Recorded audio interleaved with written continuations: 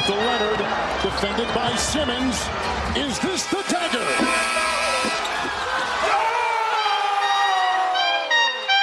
Stars shining bright above. 4-2. He wins it for us. John. Here's Aloisi for a place in the World Cup. For us. He scored! Australia have done it! Come on! John Aloisi, the Confederations Cup hero. Hello, welcome to another edition of Across the Ditch. Just a few average blokes talking about sport. How are we, boys? Jack, how are you? Good, thanks, mate. How are you? How are you, boys? Yeah, I'm pretty good, man. Danny, how are you? Oh, mate, yeah, keen to talk. Bit on this week. Plenty on our plate. Yeah, there's been a lot happening, and finally, Brendan, how's it been going? Yeah, good, thanks, Bushy. Really good, mate. How have you been? Yeah, can't complain, mate. I mean, every day above ground's a good day, right? Exactly. Yeah. As they say. But we'll just get stuck right into it, boys. There's no point in mucking around. What we're going to do today, obviously there's been a lot happening, particularly in the NRL and a little bit happening in the cricket. So we'll start off with those Cricket Australia the contracts that have been handed out, who missed out, who was included, all that kind of stuff. Then we're going to go into talking about a bit of NRL, how that player dispute, the pay dispute went down, and how that's all going to work for the season moving forward. And we're also going to be talking about the NRL player behaviour, so the isolation breaches that went on over the last weekend and the reaction to that during the week.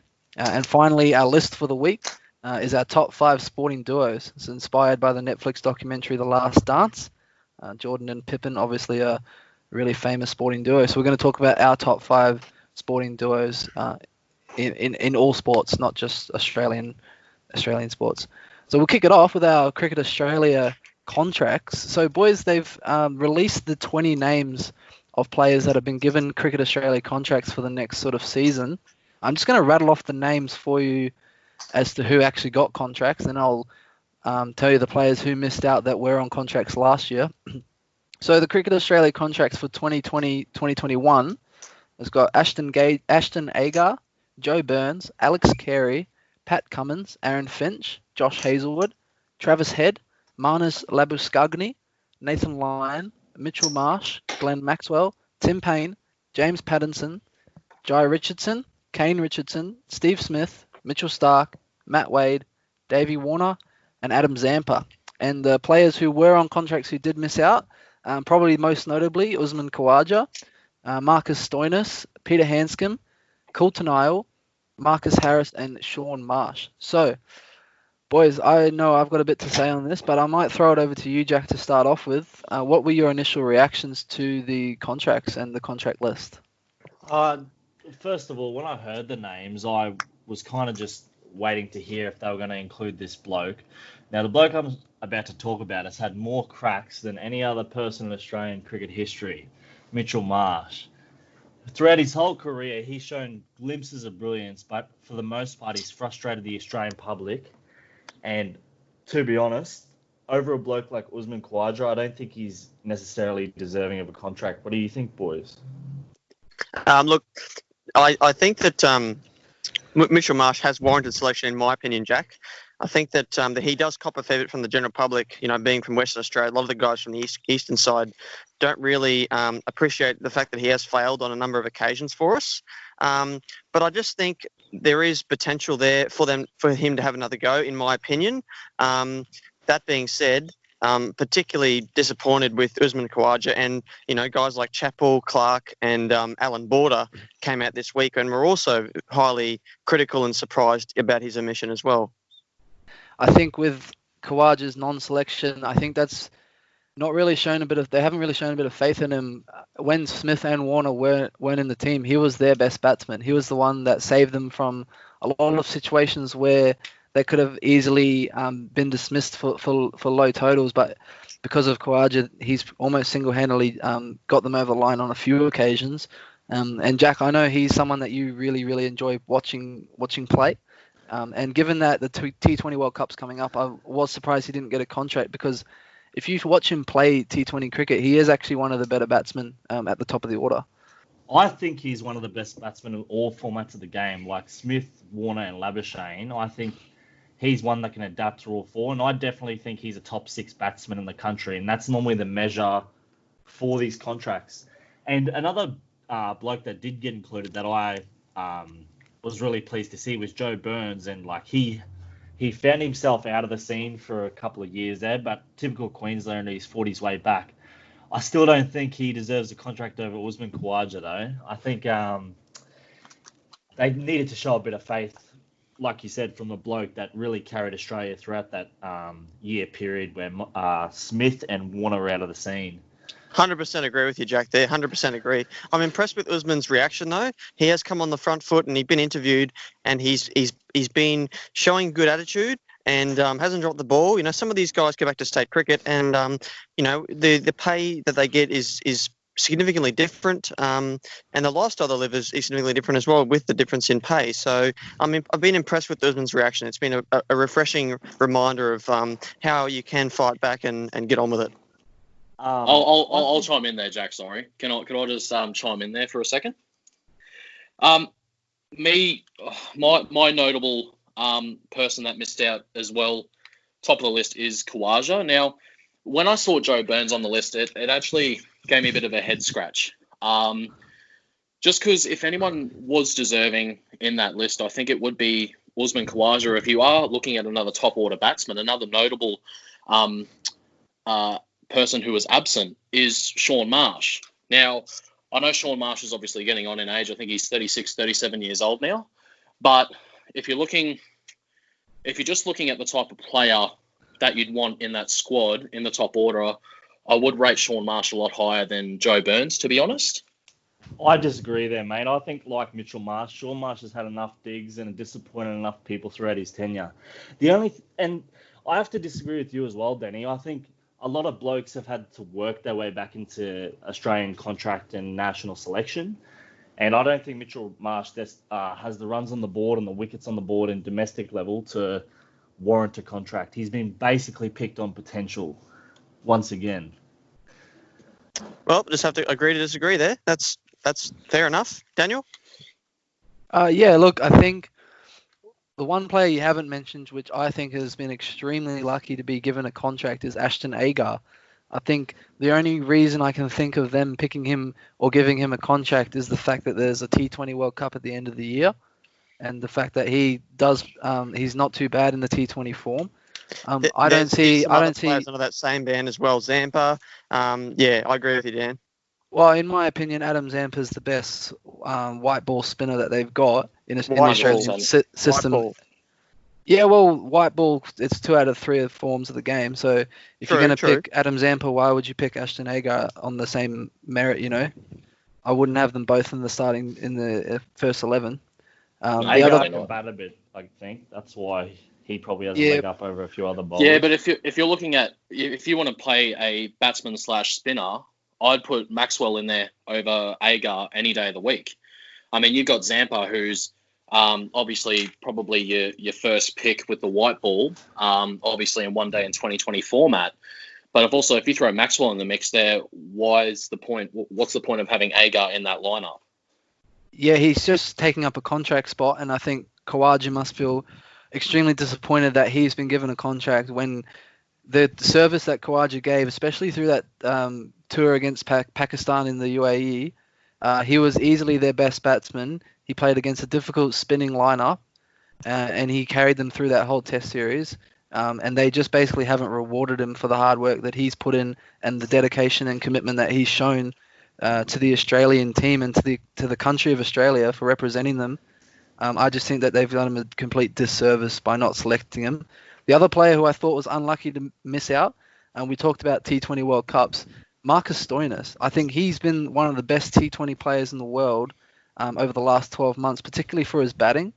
He's been extremely effective with his batting at the top of the order for the Stars, and I think he has to feel super unlucky to be missing out on that one. Brendan, what do you think?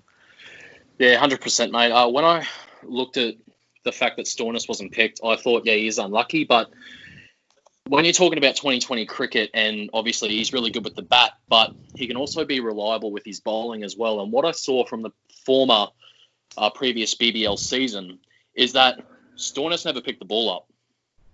He was Now, injured, mate, I think. Yeah, I think it was a shoulder injury that kept him from bowling. But when you're looking at that, obviously you want to go on previous form. And if you're just going to pick him on his batting, then yeah, fair enough. But obviously on the top order, you'd obviously have your Warner and Finch. Now, with Stoinis, I don't know where he could fit in the lineup. Obviously, he could fit him as an all-rounder, come in the middle order, everything like that. But I guess on that front, he does deserve a spot in that 2020 and maybe possibly even one-day format as well. Yeah, I think if you're comparing a player like Marcus Stoinis to a player like Ashton Agar, I mean, we'll go to you, Danny. Who are you going to pick, Ashton Agar or Marcus Stoinis, for a T20 team or one-day team? Yeah. The elephant in the room here is definitely Marcus Stoinis. Ashton Agar, I'm bemused by it as well. I can't work that one out, to be honest. Yeah, it's confusing, and I think they've pretty much got it right with everyone else. The only piece of the puzzle that I think they got wrong was not picking Khawaja, and then obviously selecting Ashton Agar. I think Stoinis is unlucky to miss out, but you can only fit so many people in, and the only change that personally I would make would be to get rid of Ashton Agar and put Usman Khawaja in there. That's the only change that I think I'd make. Jack, what about you? Yeah, I don't know who I'd take out, but Usman definitely needs to fit in there as well. It's also important to note that they can gain a contract by playing a certain number of test matches, one-day internationals or T20 cricket. So hopefully he can force his way into that team and earn himself a contract. Yeah, it would be a pretty good story for the man to get back into the team despite not being given a contract. Brendan, did you have something to say? Can I chime in there? Just with Ashton Agar, one pro for his selection, and I think one big upside, and we all know how Ashton Agar is in the field. I think he's one of Australia's best fielders. If you put him under the high ball, he's always, I reckon, 99% of the time going to get under it and capture it in his hands quite safely. So if there's any upside to Agar, I think he's one of Australia's best reliable fieldsmen. Yeah, look, you make a decent point, Brendan. But I was a good fielder too back in my day, but I was never picked in any rep teams because they said, "Oh, look, Danny Tonner, he's an outstanding fielder. I mean, he can't bat or bowl, but he's a good fielder." Anyway. Yeah, I would never pick a player based on their fielding ability, especially for a Cricket Australia contract. But that's just me. Neither would I, mate. As I said, that's just an upside to Agar. It's just an upside. If you're going to pick someone on their fielding, you pick Maxwell every day of the week, I think. He's probably the best fielder in the world. And Marcus Stoinis is almost a better fielder than Agar, in my opinion. Yeah, the Stoin can't go past those biceps, mate. Yeah, the Greek freak. Anyway, Danny, did you have anything else to add in terms of the Cricket Australia contracts? Just one final point. There's been a brief little topical point of view of Australia A being brought up. Back 15 years ago, there used to be a heated rivalry between Australia and Australia A. I think it would be worthwhile doing something like that this year, just to bring that back into it and bring a bit of healthy competition amongst the Australians who missed out and maybe the ones who got contracts, just to sort of lighten up the competition, I suppose, in a way. It would be good, I think. Yeah, I think that would be good. It'd bring the competitive side into the Australian system, and I think I know they do have intra-squad games, and I think from what I know that they get pretty competitive. If you've seen the test, they show footage of an intra-squad game, and it does get pretty heated. There's no love lost out on the field. But yeah, I would love to see an Australia versus Australia A game. I think that would be a really good concept that they should bring back. Hey, Jack, did you have anything else to add? Yeah, I'd just like to add probably one of the more positive stories that we've ever seen in Australian cricket is the rise of Marnus Labuschagne, and he's earned himself a Cricket Australia contract. He's basically become one of the world's best batsmen within a year. So, I mean, that's a pretty good story there among all this negativity about missing selections from this Cricket Australia contract saga. 100%. Yeah, I think you're absolutely right. The way that Marnus has applied himself, improved, and he's basically been a sponge in the Australian camp, learning as much as he can, and he lives and breathes cricket, and you can see it in his performances. He's on every single ball in the field with the ball in hand or with the bat in hand. He's just one of the most competitive players out in the field, and he wants to be as successful as he can be. I think just before we move on, my hot tip for the next player to sort of take the next step up is Alex Carey. I think Tim Payne is coming to the end of his international career, whether it be the next season be his last or the next 2 seasons. But I think Alex Carey is the man to step up and take the gloves and be that next Australian Test wicketkeeper. Yeah, Bushy, I'll chime in there. Carey's definitely on his game, and I think in the long run he will be the main man to take the gloves. One thing I wanted to pinpoint around the Australian selections just quickly, my one change. In the lineup, you've got 3 wicket keepers. You've got Tim Payne, you've got Matthew Wade, and you've got Alex Carey. For Khawaja or someone like that to fit in the lineup, I think maybe Australia should relinquish maybe either, at the moment, I'd say Matthew Wade or possibly even Alex Carey. Just to free up a space to obviously fit Khawaja in there. Yeah, it's an interesting point. I don't know. Like, I think Matthew Wade, he's also been a little bit lucky to be in there as well. He has had some good performances, but he has been a little bit inconsistent. So I think if you're going to pick one of those 2, it would have to be Matthew Wade. I don't think you can get rid of Alex Carey. He's the one-day and T20 wicketkeeper. Ooh, Jack's got strong thoughts. Yeah, like Matthew Wade's. I don't think Matt Wade's been picked as part of the contracts because he's a keeper. I think it's I agree. based on him being a batsman. Yeah, I don't think he's performed as well as he needed to with the bat anyway. That's in my opinion. I think he's had quite a few good performances actually. I think he has too. But do you think he's had more better performances than Khawaja? Over recent times, yes. I think Khawaja's hit a bit of a form slump, which is why he's been dropped from these contracts. But obviously we got to keep. Yeah, but if you're picking one or the other, who are you picking? I'd dump Travis Head before I'd dump Matthew Wade, to be honest. But okay, that's my opinion. Interesting comment. I think we need to move on because we've got a lot of stuff to cover. But we can hopefully over the next sort of week or 2, those contracts will start to cement themselves, and we'll see what Khawaja's response is in the next few weeks. We might come back and revisit this topic. We've got a song for you to start off with. It's probably one of my favorite songs, and I know it's a song that Jack's a big fan of. And it's Red Hot Chili Peppers, and it's Zephyr Song. So when we come back, we'll be talking all things NRL.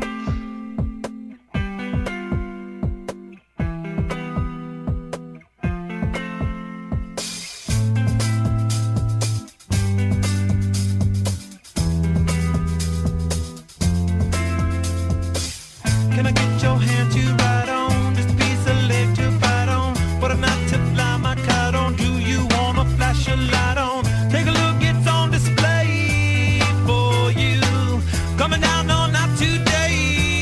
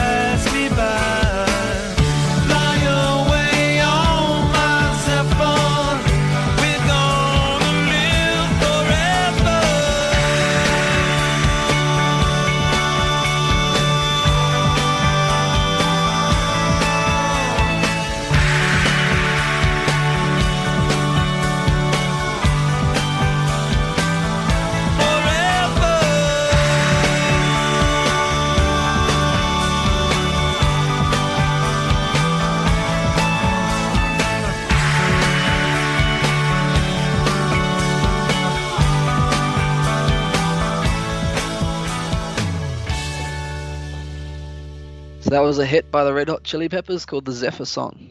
Absolute great track. Boys, let's talk about some NRL.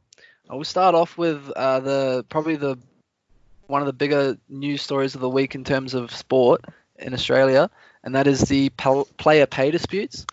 So as I understand, Jack, I think you're across this a bit better than most of us, but as I understand, the players were fighting for the pay cut. They were looking at 20%, and as far as I'm aware, that's been nailed down verbally. They've had an agreement as to what that player cut, the percentage looks like. Yeah, so originally I think the NRL offered 70%, so a 30% reduction in their pay, but I think that's been bumped up to only a 20% reduction. I think on Friday they finalised that, and this Monday, so tomorrow, all the players are going back to their clubs and meeting for a biosecurity detail, basically, just outlining what they can and can't do and what are the restrictions are going to be around their movement, I guess, during the week and on game day. So that's also going to delay training a little bit because the NRL's given the players a little bit of rope in terms of time to get their head around the adjustments that need to be made and how different life's going to be for them going forward in terms of this season. Yeah, Danny, I'll bring you in on this in a little bit, but I want to just bring Brendan into it. What did you make of the Ducks and Drapes situation earlier in the week as far as players threatening to boycott the start of the season, not going to the meetings and the trainings this upcoming week? Yeah, look, Bushy, I actually I was pretty annoyed at it, to be honest. Threatening to boycott the system. Now, these players were looking at a 20% pay deduction, so 80% overall their payment or their salary would be paid out this year at 80%, and that's only this year. Now, like if you're thinking of boycotting the meeting and obviously delaying the NRL's season to be pushed back even more, I mean, I don't know what the players are thinking. You're looking at a 47% reduction, or it was only a 52%, obviously a payment outcome that they would reach if they were to obviously delay the season a little bit. Now, when you're looking at that, I think 80% for the players is more than fair. I think it is extremely fair. And if you have players, obviously, like the likes of Smith, who I think was fronting the RLPA committee in the whole argument against boycotting, like he's getting upward of probably $1 million a season. You're getting Taumalolo $1 million a season, DCE, Ash Taylor, all of them, right? Now, I think it's unfair on the rest of the players, and I think it's unfair on the fans that the players were threatening to even boycott the system.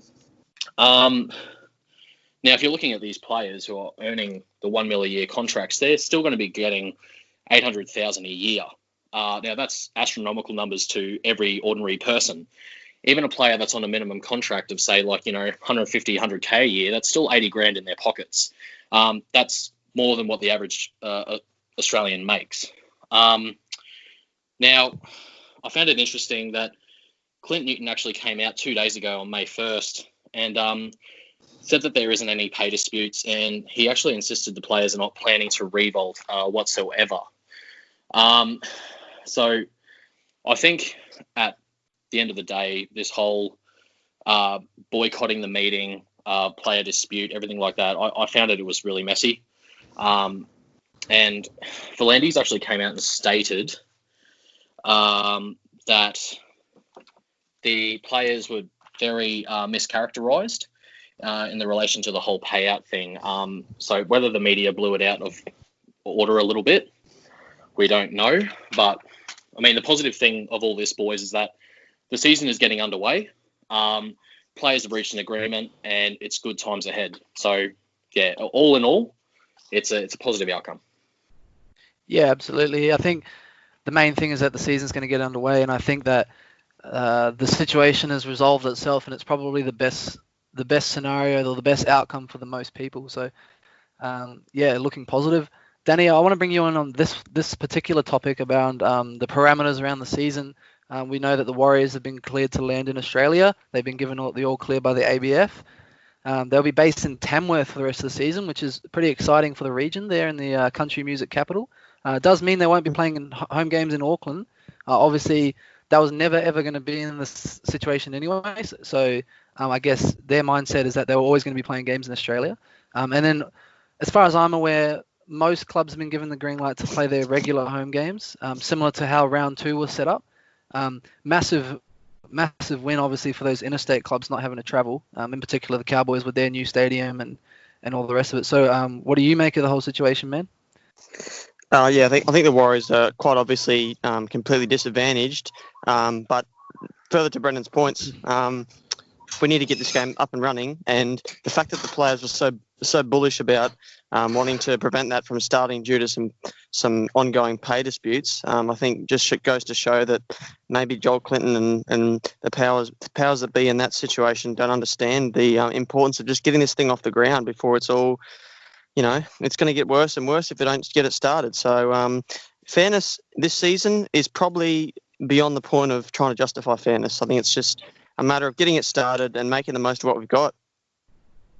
Yeah, that's right. I think we're just going to get some footy on, and that's going to resolve all the pay disputes. And as a Cowboys fan, I'm obviously delighted that we don't have to stay interstate. We've got the ability to play at our stadium here in Townsville. Yeah, it's going to be good, and I think obviously not the best start at the new stadium against the Broncos, but it's a long season, and I think they'll have plenty more good wins at the new Queensland Country Bank Stadium.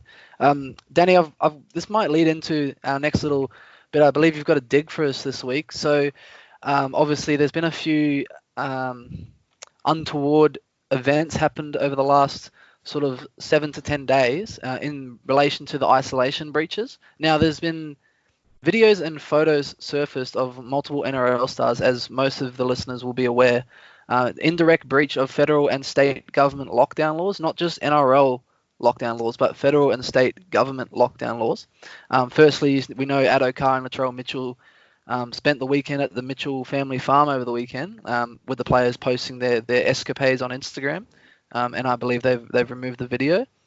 And then obviously following that outcry over social media, the reaction from the NRL, the two players posted, or I guess you could call them apology videos. They're more loose terms for them, claiming that the weekend was a way for their families to reconnect to their culture by shooting shotguns and riding motorbikes. And then obviously later in the week, I think a couple of days later, there was photos emerged of Nathan Cleary with multiple people in his house.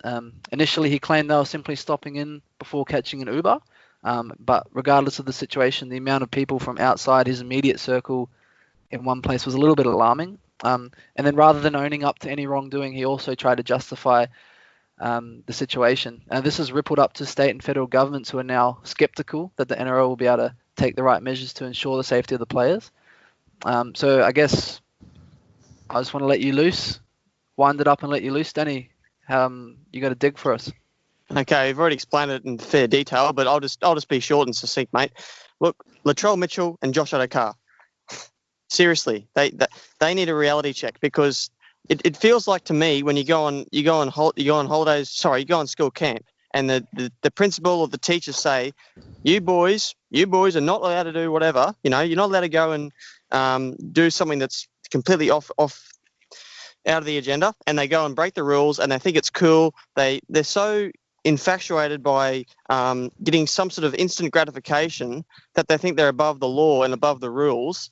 They knew what they were doing was wrong, and the fact that they had the stupidity to post it online and not think there was going to be serious repercussions is alarming. It doesn't make any sense.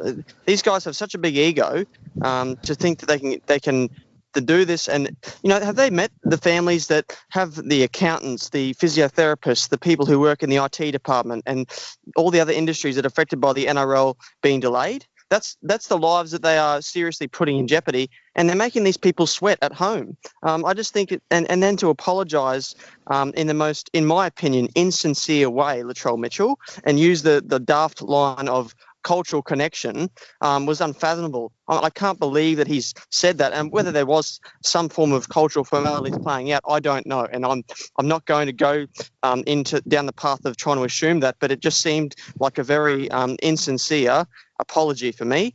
The next point is about Cleary. I think we've gone the other way in that aspect. Why do we need medical ministers coming out and saying that Cleary should be banned for the season? I mean, he didn't need to go out of the way, in my opinion, out of his way to address the fact that he stuffed up and had a little dance with the girls on TikTok. I mean, he addressed the fact that, yep, he's let them in. They probably did overstep his mark by letting them in and carry on and whatnot. But I think he should be dealt with by Penrith internally and move on. We don't need to ban this guy for the season. I mean, fair dinkum. We should be going far enough, but far to let players cop some sort of disciplinary actions for what they've done. But to ban Nathan Cleary for this, I mean, we don't need to be doing that, seriously. Yeah, well said, Danny. I think Jack, I'm going to bring you on this first, and then Brendan, I'm going to bring you in afterwards. But Sure. Just for you, Jack, in terms of the punishments that were handed down, did you, as far as I'm concerned, I think the punishment should have been as harsh as they possibly could have been, just to send a message to the rest of the players that, hey, we've got an NRL to get going. If you guys stuff up, you're putting a whole industry at risk, as Danny just mentioned. So what do you think of the punishments handed down? So I think, I can't remember the exact figures, but Latrell and Addo-Carr got fined significantly more than Nathan Cleary because there's different circumstances. But 60% of their fines were suspended, and they got a 1-game suspension that was also suspended. I think the action they should have taken is suspending Addo-Carr and Latrell Mitchells for more games. And like Denny said, deal with Cleary internally. Like, Penrith needed to talk to him. He's owned up. He's been fairly sincere in his apology. Just adding on to Denny's point as well, Latrell and Addo-Carr's apologies, when they start off by saying sorry and then revert back basically by trying to justify what they were doing, you can't say sorry and then justify what you did wrong. Like, that's just defeating the whole purpose of an apology. So, yeah, I don't think 100%. The punishments weren't severe enough for people who did the wrong thing. I think you've got to suspend them for games and actually put a penalty on them that actually makes sense, because Latrell Mitchell's on $800,000 a year. Like, some of this money is just like changed to these blokes. Yeah, and I think the situation that we're in now is, if there's footage emerges of another player doing this and then they hand out stronger punishments, well, the player who gets caught out the second time and gets those stronger punishments, they're going to say, well, why didn't you do that to the first lot of people? So they're almost setting a precedence for themselves. And, we're going down a dangerous path here. So hopefully things don't get out of control. Brendan, Paul Kent, he posted a pretty scathing assessment of the situation. Well, not posted, but he gave a scathing assessment of the situation on NRL 360. What did you think of that whole situation there on the telly? Yeah, look, man, probably the one and only time I'll ever say this is that I agreed with Paul Kent 100%. Now, I know he calls it very down the line, as Jack really likes with Kent, but I think he can be a bit brash and a bit over the top at the best of times. But on that particular topic, I think he was 100% spot on. Now, these footballers have been treated probably a bit better than what other children do at an earlier age. Obviously, getting a contract earlier on, getting a little bit of royalties here and there. Obviously, coming up the grades, saying, guys, you're going to be the best big next thing. Now, he said, guys, like, these players are friggin' spoon-fed. I don't think they know really what ramifications and like what rules are sometimes. And now, that's the problem. That's the problem. Anyway, you go on. It's exactly the problem, Danny. It is. They think they're bigger and better than anyone else, and they think sometimes they're untouchable, which clearly isn't the case as we've just seen. Now, at the end of Kenty's little outburst on NRL 360 is that he said, time to make an adjustment, pull your heads out of your backsides and grow up, which I think that is 100% spot on. Now, Phil Gould actually came out. Now, I don't agree with Gould at the best of times, but quote from Gould as well, from Channel 9, grow up, pull your bloody heads in and get with the program. Now, I think what the players have done, what Mitchell, Cleary and Addo-Carr have done is absolutely, like, I can't even make words to begin with. I think it's very disrespectful to the fans. It's so disrespectful to the other players, because majority of the other players, I think, are doing the right thing. Now, whether they're not, obviously they're not stupid enough to put it on social media. Now, obviously, Addo-Carr, Mitchell, Cleary, they were. All right. Now, the one thing I liked about Cleary is that he actually came out and made a modest apology. He said, "Hey guys, sorry, I've stuffed up. I'm embarrassed. I know I'm a role model in the community, and that's another big thing. These guys need to learn that they are national icons. These guys are heroes to a lot of young kids. Now, if the kids see that, these guys aren't adhering to the rules, maybe I don't have to do that as well. Well said. Maybe I can be like them, and maybe I don't have to listen to mum and dad.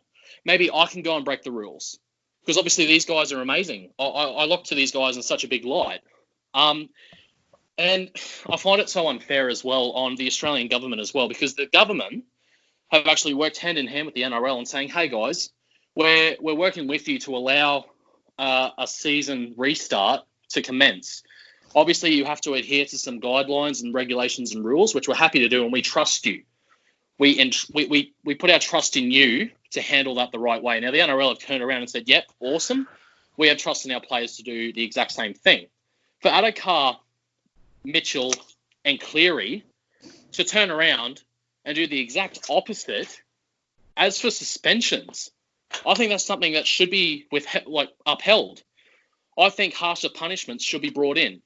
$50,000 fine for each person, a $10,000 fine, 60%, as Jack said, majority gone, just wiped.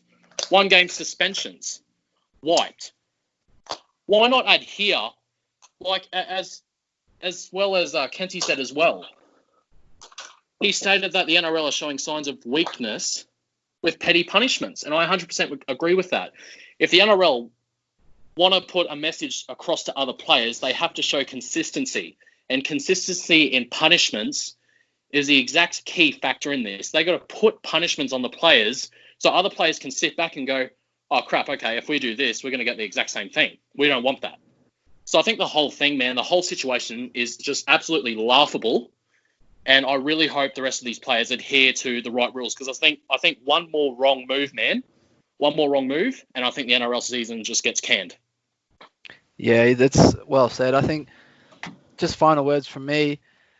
No player is bigger than the game. The game's been going on for more than 100 years, and there's a reason for that. No player is bigger than the game. I'll just throw to each one of you finally in 10 words or less. Has the NRL sent the wrong message to the rest of the public in terms of the way they've handled the situation? Danny? Yes, they need to be more firm and actually not only that, give the players an opportunity to learn life skills in this situation. Discipline them, give them community service, give them a way of understanding what they have done and how their actions can affect other people's lives. Yeah, well said. I think that was 50 words. Yeah. No, but I like that, Danny. I did. That was really good, man. Well said. Jack, has the NRL sent the wrong message? I think they have, but my under 10 words would be learn responsibility and accountability when you make the wrong call. Learn from your mistakes, because obviously these players don't think they have to learn. Yep. And Brendan? Yeah, my message would be starting off, employ harsher punishments, learn from past mistakes, and make sure players understand that there are serious ramifications going forward. Well said. All right, boys, we're going to move on. There's a lot of other things we could talk about in that situation, in that scenario. We'll see what happens in the next sort of week or so before the next podcast. Hopefully no other controversy comes out with other players breaking isolation restrictions. Cross fingers. We can get the game underway. Got another song for you guys. This is a song requested to me by a member of the podcast, actually, Mr. Danny Tonner. This is Billy Joel with My Life. Just before we head into the song, I just want to have a quick shout out to a good listener, a good friend and a listener of the show, Pearson Tonner. Just had a baby through the week, little Freya. So I know you'll be listening, mate. Congratulations. It's also his birthday. It's also his birthday today, Daniel. He's turned 26 today. Oh, well, there you go. Happy birthday, Pearson, and congratulations on the baby. She's very, very cute, and you're very, very lucky. This is Billy Joel with My Life.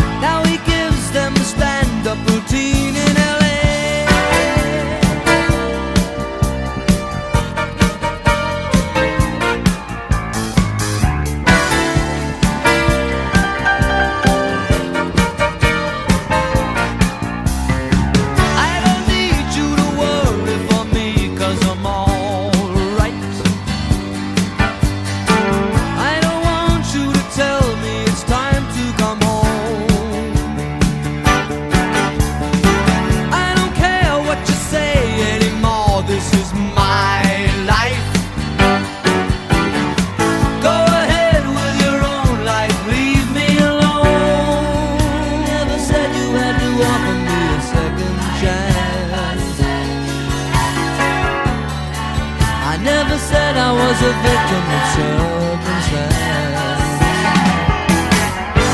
I still belong.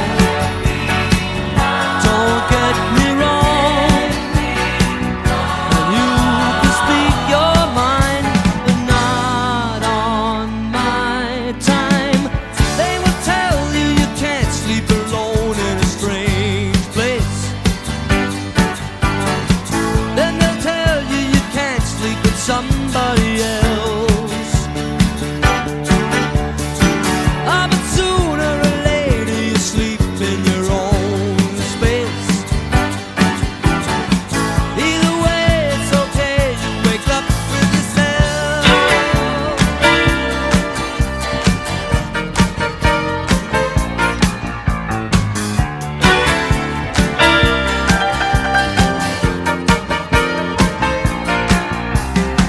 I don't need you to worry for me, 'cause I'm alright. I don't want you to tell me it's time to come home. I don't care what you say anymore, this is my life. Go ahead with your own life, leave me alone. I never said you had to offer me a second chance. I never said I was a victim of circumstance. I still belong. Don't get me wrong. You can speak your mind, but not on my time.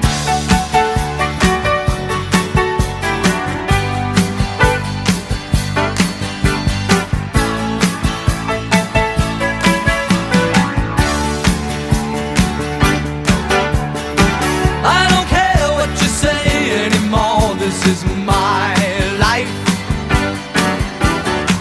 Go ahead with your own life, leave me alone. Keep it to yourself, it's my life. Keep it to yourself, it's my life. Keep it to yourself, it's my life.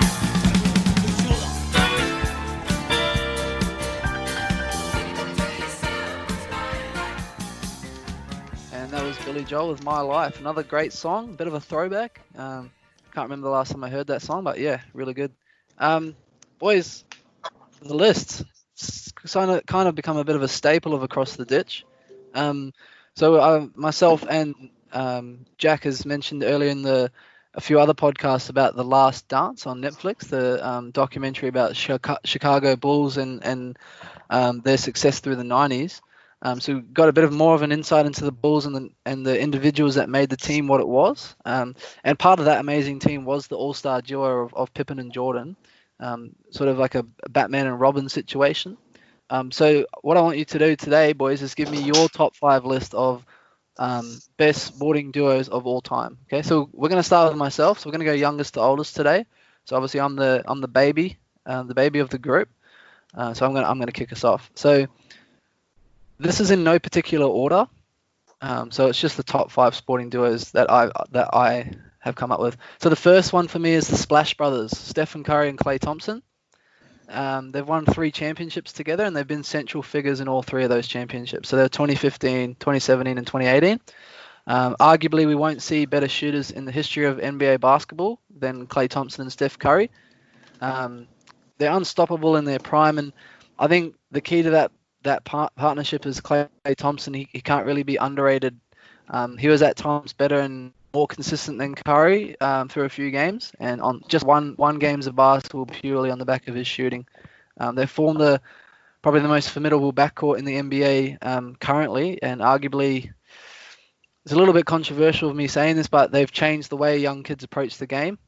So in my opinion, they've almost had as much of an impact on NBA as players like LeBron James, Michael Jordan, because we're seeing more and more kids want to become 3-point shooters, that kind of thing. So I've got Splash Brothers number 1 on the list. Number 2, a bit of a football theme here. We've got Xavi Hernandez and Andres Iniesta from Barcelona.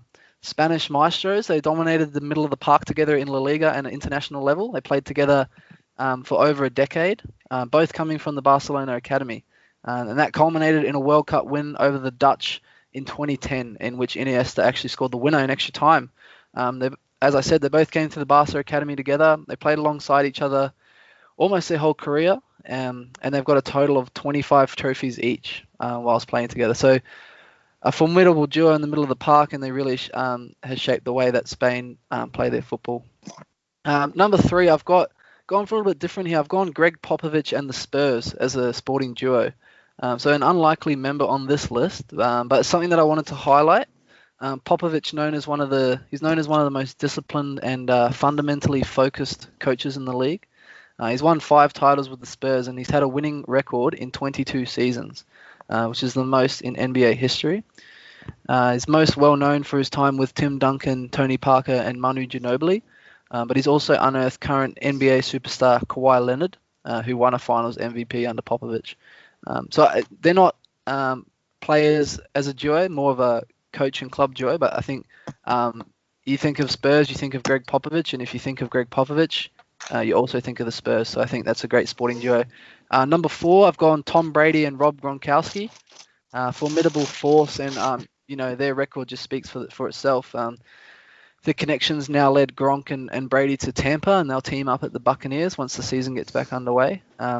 Gronkowski actually set a single season record for touchdown catches with 17, and his success is in no thanks in small part to the work of Tom Brady. They're synonymous with the Patriots, and they'll always be remembered as New England legends. And finally, I know a few of the duos on your list will probably be NBA players, and I've gone for another duo, probably lesser known than some of the other duos in the league, but I've gone Karl Malone and John Stockton from the Utah Jazz. Like I said, lesser known duo in the NBA due to the lack of material success, i.e. championships. They played 1,142 games together, spanning nearly 2 decades. They lost on the buzzer in the 98 finals against the Bulls, but the two of them shared a pretty formidable duo, which has been the most successful period in Jazz history. Stockton, when he retired, was the all-time leader in assists, and Malone was on the all-time list for scoring. They're a great duo, and they could have easily won a championship if the circumstances were a little bit different. They played in 13 straight playoff series and 13 50-win seasons. They also had 2 60-win seasons and a back-to-back finals appearance in 96-97 and 97-98. So that's my list. What do you guys think? Yeah, very notable duos, Bushy. I know a little bit about all of them, except for probably the football pairing. But yeah, love that list, mate. Thanks, mate. Danny, what did you think of the addition of Hernandez and Iniesta there? Well, I'm glad you had them because I didn't know much about the rest. I thought I'd just try and bring a bit of a football theme into it. We focus a lot on rugby league, cricket, NBA, so I thought I've got to represent my sport of football and throw it in there. Brendan, thoughts on the list? Yeah, mate, notable inclusions there of my New England Patriot favourites, Tom Brady and Gronk. Really glad you put them in, mate. So hats off to you. Cheers, mate. I work really hard on these lists, boys, so I appreciate the support there. Brendan, we might move to your list now. Sure, mate. Yeah, all right. So as Bushy, no particular order whatsoever. Number 1 on the list of top 5 duos of all time.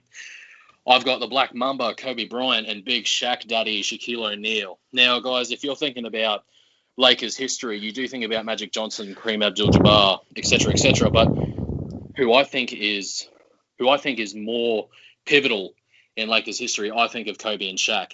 Now, the Lakers actually suffered through the early to mid-90s until they actually signed Shaquille O'Neal, and the Lakers traded for Kobe Bryant in the NBA draft of Kobe's first year. Now, these two were formidable. You had big rebounding Shaq, most dominant person in the paint you could ever have, in my opinion. And then you got obviously the sleek, the determined, the aggressive shooting of Kobe Bryant. may he rest in peace as well. Now, these two won 3 NBA titles together consecutively from the year 2000 to 2002. So you got the 2000, 2001, 2002 seasons. And guys, in 8 straight seasons together, they actually won 50 games in a row. Now, when you think about 50-game seasons, automatically you think to the Spurs and Greg Popovich, which obviously another very notable choice there, Bushy, that you included. But for these two together, I think were absolutely immaculate for the Lakers. Now, moving on to number 2, guys, someone who hasn't been mentioned yet. I want to go with Miami Beach favourites, LeBron James and Dwayne Wade. Now, when you saw these two on the court together, you automatically saw they had amazing chemistry. They were like big brother, little brother mentality, and Batman and Robin all in one. Now, when you saw these guys play, you expected highlight plays every game, and that's something that you got. You got excitement from these guys, and in fact, they actually brought 2 straight NBA championships to Miami, being Dwayne Wade's 3rd, obviously winning one with Shaquille O'Neal, and these 2 championships in Miami were actually LeBron James's first championships that he ever attained. So for those 2 together, it was just amazing to watch. That's why they are in my top 5. Moving on, as Bushy stated before, I had Tom Brady and Rob Gronkowski, the Gronk. Now, I'm a big New England Patriots fan, and these 2 guys together were amazing to watch. Sad that they moved to the Bucs, but I wish them great success. Obviously, they may bring a championship to Tampa Bay. Now, these guys combined for 50 touchdowns from 2010 to 2014, so over 5 seasons. Now, for people who don't know out there, the NFL seasons are dramatically shorter than a lot of other sports seasons. Now, in their regular seasons, they only play 16 games and have 1 bye.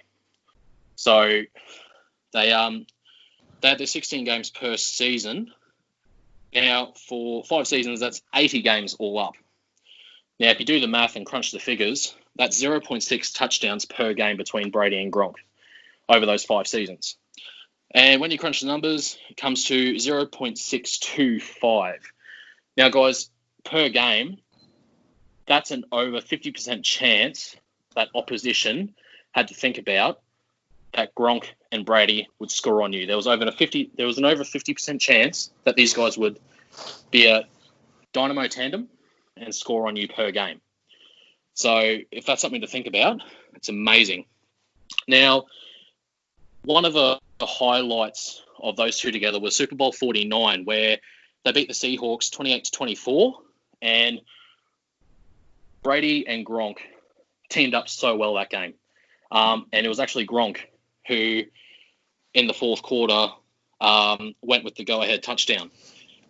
So absolutely amazing game. Whoever's out there, give it a rewatch. And on the last note, they won 3 Super Bowls together. Now, over in America, Super Bowl's the biggest spectacle, biggest game of the whole sports industry. So 3 Super Bowls together was absolutely amazing. Now, number 4, 2 girls that I don't think anyone has. I've got Serena and Venus Williams. Now, when you think about women's tennis, you think about the Williams sisters, you think about Serena and Venus.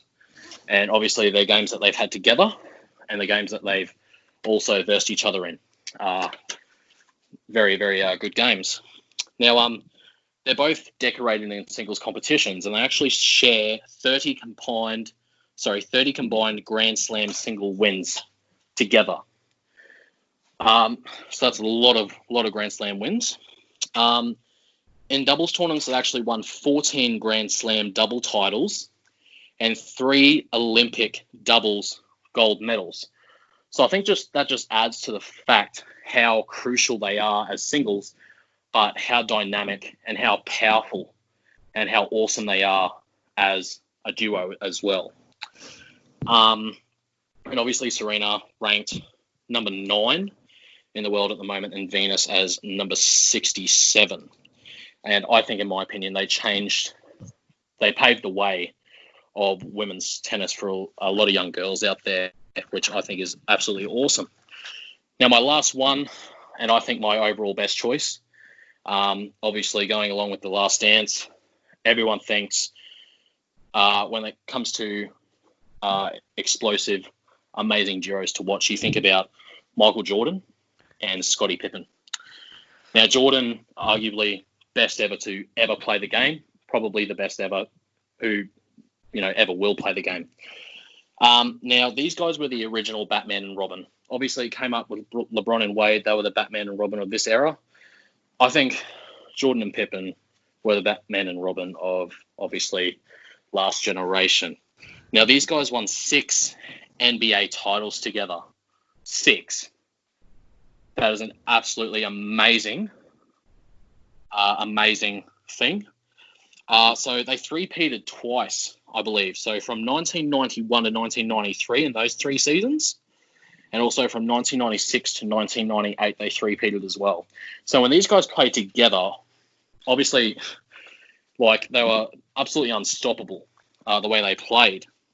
Now, Pippen actually led the team when Jordan went on to fulfill his baseball career, but only played in the minor leagues. Now, they actually won 72 games, which was an original record set in the NBA in the 1994-1995 season. But, of course, that was broken by the 2015 Golden State Warriors when they absolutely stacked their side. What was that, sorry? Oh, Warriors. Yeah, Golden State Warriors, mate. Warriors. Oh, Warriors, okay. Now, arguably both Hall of Fame players, Pippen and Jordan, and arguably the best sporting duo in sports history. Now, when you thought about Pippen, he did his job. Hard worker, rebounder, defender, absolutely just crucified the offense. When you talk about Jordan, he was the executioner. He was the main man. He was the face of the Bulls. And it was for a good reason. These two, when they were together, they were absolutely amazing. And, guys, that wraps up my top 5 duos. Yeah, thoughts, Jack? No, I agree with all those top 5. Not my top 5. A few in there that I might have, but yeah, altogether, well said, Brendan. Thanks, mate. And Danny? Oh, well, I can't believe you got no Melbourne Storm duos in there, but I really like the inclusion of Venus and Serena Williams, and I particularly like the way you said you presented why you selected them. I think it was very well said. Thanks, mate. Yeah, when I think of the Storm, it's always the big trio, not the big double. So. Yeah, fair enough. What we might do, boys, just to give the pundits a bit of a breather, is we're just gonna head into another song. This song is called "Hello" by Martin Solveig. A bit of a newer tune, bit of a bop, and when we come back, we're gonna finish off with our next 2 top 5 lists.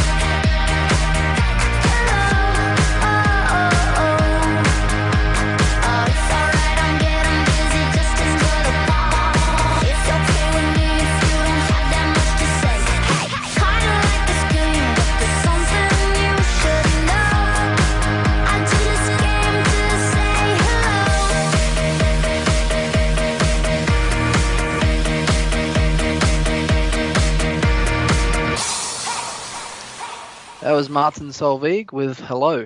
Another great tune. Danny, believe it's your turn. You're up. You're on the chopping block. Far away. Okay, so my first duo is actually in the commentary box. Growing up listening to the late, great Tony Gregg and Bill Lawry. Now, they were an outstanding duo for me. I know Richie was in amongst the Richie and Chappelli were also notable mentions, but for me, Bill and Tony had a great duo because Bill loved Melbourne, Tony loved Sydney, and there was always banter. Tony, of course, captained the English and was sort of the public enemy in the Australian commentary box within the public. But I think they had a really good, healthy sort of camaraderie and rivalry. There was countless times where there was banter between them, and Bill is a very colourful character, and he's always one that never backs down.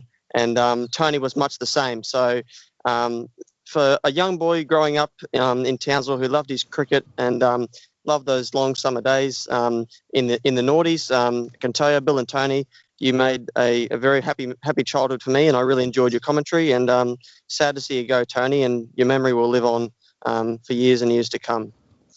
Secondly, on my list is a partnership which was very, very solid and rock solid in getting 5 Premier League titles. Now, this is Nemanja Vidic, the Serbian, and Rio Ferdinand, the English defender for Manchester United. For all my football fans out there, these two were an absolutely tremendous duo, winning 5 Premier Leagues and 1 Champions League between them. And they were only together for 8 seasons. Just speaks volumes of the dominance that they had and the rock-solid defence. They had a record of clean sheets over that time as well. I think the goalkeeper, Edwin van der Sar, recorded the record in the 2007-8 season for the most clean sheets in a row, and they had a record amount of minutes without conceding a goal. These two had an absolute fortress in defence, and for any team in the Premier League who had to face up to Nemanja Vidic and Rio Ferdinand, there was a long day out for them because there was rarely 2 goals that they let in the one game. So a fantastic partnership they had. Third on my list is a partnership that for me was the catalyst of Queensland in reigning supreme in their dominance over New South Wales for the period they did. Jonathan Thurston and Darren Lockyer in the halves for Queensland. Yep, you heard it, and I'm sure you love it. Thurston and Lockyer were fantastic together. Thurston came on the scene in the 2005 Origin series. Unfortunately, in this series that the Maroons didn't win, but from 2006 through to 2011, that's 6 Origins.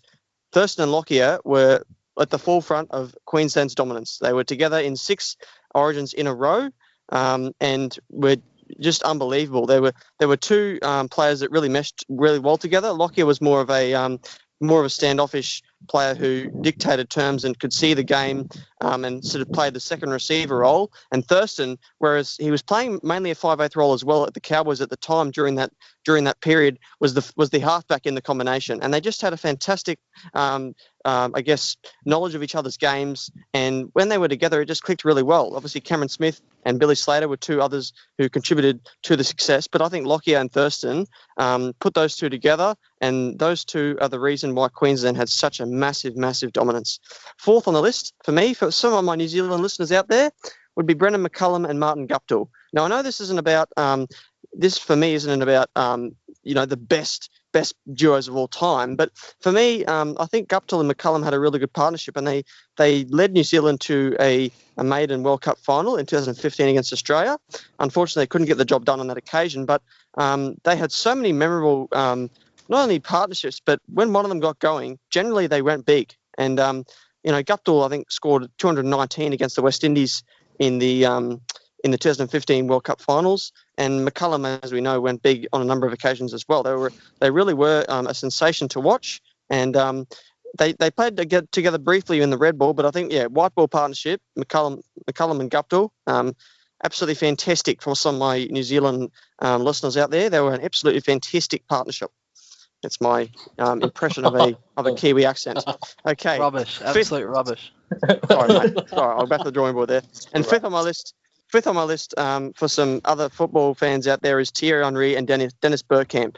Now, I'm a Liverpool supporter, but I grew up when the invincible Arsenal team were coming through, coached by Arsene Wenger, and Dutchman Dennis Bergkamp and Frenchman Thierry Henry were together from 2001 through to 2006. No, sorry, 99 through 2006. And they had a fantastic partnership culminating in 2 Premier Leagues and a Champions League final, which unfortunately lost in 2006 to Barcelona. But in terms of the Premier League, at that stage, they were fantastic up front together. Henry was just probably one of the best strikers ever to grace the Premier League. And Bergkamp, some of the goals he scored, mate, were just works of art, Dennis. He was timeless on the ball.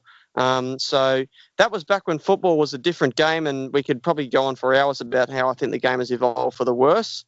But back in those days when it was a 4-4-2 system, Bergkamp and Henry up front were the two that I just love to watch. So that's my 5. I hope you enjoyed. Yeah, well said, Danny. Jack, did you have any response for Danny's list? Oh, mate, I really love the inclusion of Bill Laurie and Tony Gregg. Absolutely outstanding, mate. And I'd have to agree, they really improved my childhood as well. Gave me a lot of good memories. And just take a look at her. Yes, the days of political correctness unfortunately brought an undoing to Tony Gregg. May he rest in peace. Brendan, did you have anything to add to Danny's list? Any comments? Yeah, just with Bill and Tony, mate. Very good inclusions, Danny. Really enjoyed that one. But most notable thing, I think it was that immaculate Kiwi accent. I think that blows Bushy out of the park right there. That was absolutely amazing. Well, Absolutely. the thing is, my accent's actually natural. Danny's is put on, and I think if we're trying to gain Kiwi accents, Kiwi listeners, we're probably going to steer clear of that from Danny. Okay, sorry. Apologies. Just trying to be fun. Well, speaking of being fun, I've just got a little fun fact about Martin Guptill. He's actually got 2 toes on one of his feet. As a kid, he got run over by a forklift, and they had to amputate 3 of his toes. So on one of his feet, he's only got 2 toes. So his nickname is Roadrunner. So he's got a flipper. Yeah, essentially. I don't know. Yeah, did you? I don't know if you guys knew that or not, but No, yeah, I don't know how that didn't come up in my discussion. Sorry. Yeah, no, he's got it's just an interesting fact about him. And then also with Arsenal, I remember sitting at the airport once with my dad, and there was an Arsenal game on TV at a pub in the airport, and Andre Arshavin was on, and he just found it hilarious that Arsenal was managed by Arsene Wenger, and their striker was called Andre Arshavin. So just a little bit of insight there to my old man's brain and the way he looks at things. Boys, we're just going to have another quick break. Final song of the potty. This is for you rock fans out there. This is a song called My Sacrifice by Creed. And when we come back, we're going to close up with saving the best till last, Moody's List.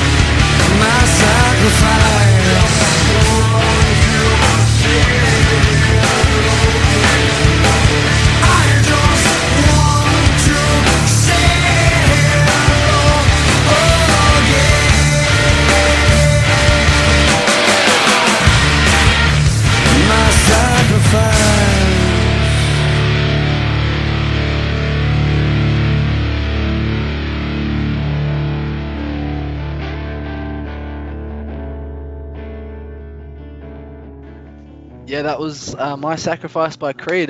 Brennan, big fan of that song? Yeah. Me and my old man love Creed, mate. He introduced it to me when I was a kid, so love their stuff. Beauty. Jack, your turn on the chopping block, mate. You're going last, so a bit of pressure on you. Thanks, mate. Love it. So the first one I've got on my list. So I've gone a little bit unorthodox. So I've got Darius Boyd and Greg Inglis. Like Denny said, Thurston and Lockyer were a massive part of Queensland's success over the run, the 6 years they were together. But I don't think there's been a more successful centre winger pairing in the history of the Origin game.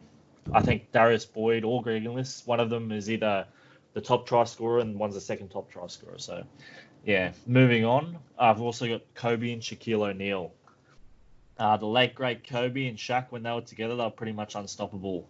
The only thing that could make them come unstuck was themselves, and they had a feud, and Shaq ended up leaving. I think he was a little bit overweight at the time too, so they've shipped him off. He was eating all their food. Oh. Too much fried chicken. Yeah, that's Hit the it. buffet. He loves his fried chicken. My next one's actually a footballing duo. It might be a bit surprising to Denny and Bushy, but I actually got to see these two in action when I went over seas recently in Suarez and Messi. In the game, I actually witnessed, before the game started, Lionel Messi held up the Ballon d'Or, and in the game, they won 5-2 against Mallorca, FC Mallorca, I think they're called, and Messi actually overtook Ronaldo for the most amount of hat-tricks in the Serie. What's the league called? La Liga. La Liga. And Suarez scored one of the best. I don't think I'll see a better goal live. He scored a back heel, and it was all over the highlights. But yeah, just to see that in person, and I've also obviously read a lot about them and seen a lot of their highlights and stuff, and it's pretty amazing what those blokes do together. Moving on, number 4 on my list is Langer and Hayden. I don't think I've seen a better opening test duo. I enjoyed watching them very much. Hayden being more of the aggressor, but Langer provided a great foil for Hayden throughout their tenure. I don't think we'll ever see anything like their opening partnership replicated for Australia in the years ahead. The last one on my list is probably my favourite to watch, and that's Thurston and Bowen. Throughout my childhood years, they probably brought me the most joy. The way they fed off each other. was something to be seen. And I think Bowen, just a little shout out, I think he might deserve a statue at the stadium. So hopefully we can get this movement going. But yeah, that's my list, boys. Short and sweet. Nice. Love it. We always like to advocate for superstars. So if anyone's listening and can organise it, Matty Bowen, get him a stadium. Just make it happen. Not a stadium. Get him not a stadium. Get him a statue. Nah, I'm saying get him a stadium. All right. Yeah, right. I'm backing with what I've said. Danny, thoughts on the list there from Jake? Oh, great. And I love this. I really love the inclusion of Hayden and Langer. I kind of had the feeling you were going to do that. That's why, hence, I went across the ditch and went with McCullum and Guptill. But, yeah, I completely love the Hayden and Langer. They were a fantastic part of my childhood as well, mate. Nice. Yeah, and Brendan, any thoughts? Yeah, Jack, I actually love the inclusion of Inglis and Boyd, mate. I didn't even see that coming. It caught me with a left hook there. Great inclusion. I don't think anyone would have really thought of that one. I don't think when they spread the ball wide near the Blues line, they didn't score when English then had the ball, and I don't think they ever failed. Yeah, no, they were pretty formidable out on that left-hand edge for Queensland. Guys, that's the end of the podcast for this week. Discussed quite a bit. Any final comments, Danny? I really look forward to talking next week, and I really enjoyed today's discussions. I think we're all looking forward to the NRL season getting underway, and hopefully between now and next Sunday, no big stuff-ups from the players. Yeah, absolutely. Jack, final thoughts and nuggets of wisdom from you, mate? No, like Danny, I had the same thoughts. I hope between now and next podcast, mate, we still have an NRL season on the horizon. Yeah, you're absolutely right. Brennan, bring us home, mate. Any final thoughts? Yeah, mate, look, I just hope between now and next Sunday, our next podcast, I hope we can talk about some more positive news. I hope these NRL players stop their shenanigans, pull their heads in, and next week we can actually talk about some happy stuff. How about that one? Yeah, fingers crossed. Just from me, boys, two things. For the listeners, if you did have any questions or any comments or feedback or anything, you can email us at acrosstheditch20@gmail.com. That's acrosstheditch20@gmail.com. That's our contact details for now. We've got a couple of things in the pipeline. We're just trying to build up our profile a little bit. But if you do have any questions or anything you want to mention to us, any feedback, anything like that, just send us an email and hopefully we'll get back and get in touch with you guys and include some of your stuff on the next few podcasts. Thanks for listening to another episode of Across the Ditch. Remember, if you can't be good at it. It's off to Leonard, defended by Simmons. Is this the dagger?